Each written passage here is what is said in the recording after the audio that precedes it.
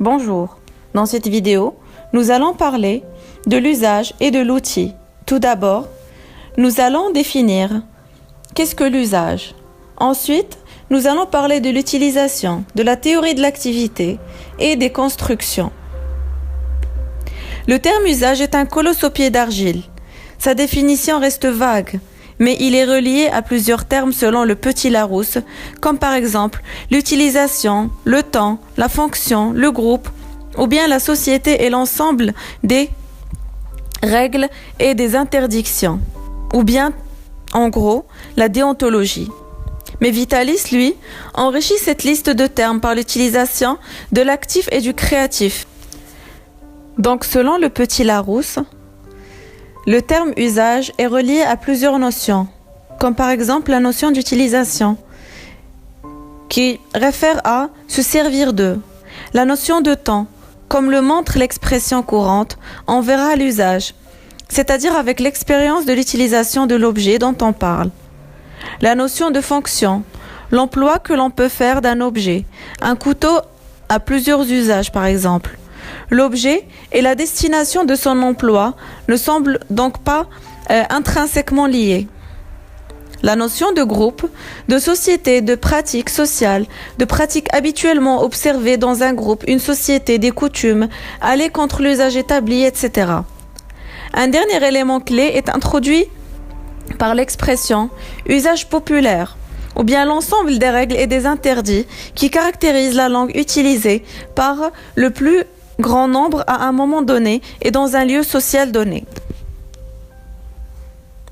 Ensuite, parlons un peu de la théorie de l'activité.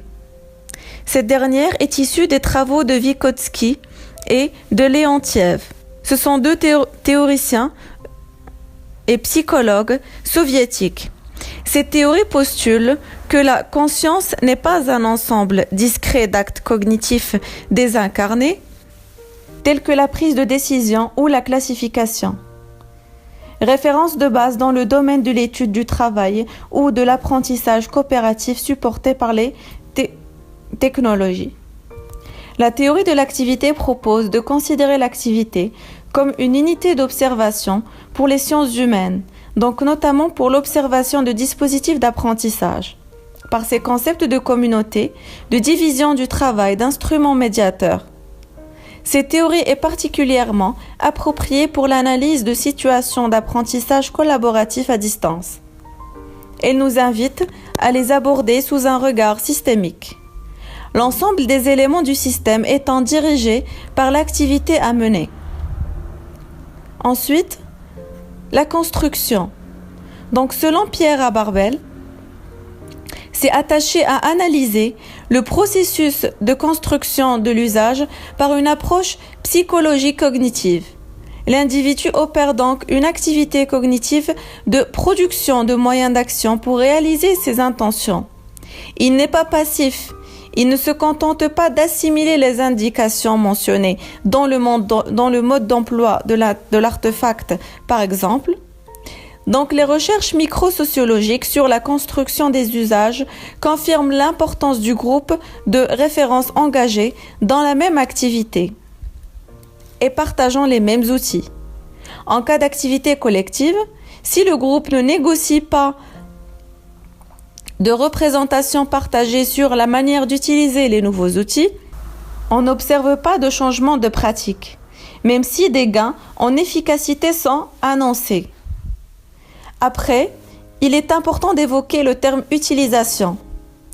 Rabardel aussi identifie 3 principes qui entretiennent le jeu dans la production par le sujet de ces schèmes d'utilisation d'un outil. Le principe d'économie, tout d'abord. Dans ce principe, l'individu a tendance à choisir l'outil qu'il connaît le mieux ou l'outil le plus disponible et à s'en servir comme le maximum de tâches pour économiser l'énergie qui devrait être fournie pour acquérir et ou s'approprier un autre outil. Ensuite, la recherche d'efficacité. Si l'outil proposé ne lui paraît pas le plus efficace au vu des objectifs à atteindre, donc l'individu va soit choisir un autre outil, soit utiliser l'outil proposé, d'une façon inattendue des concepteurs. Donc l'usage informel. Enfin, l'atteinte d'un équilibre dans l'outillage.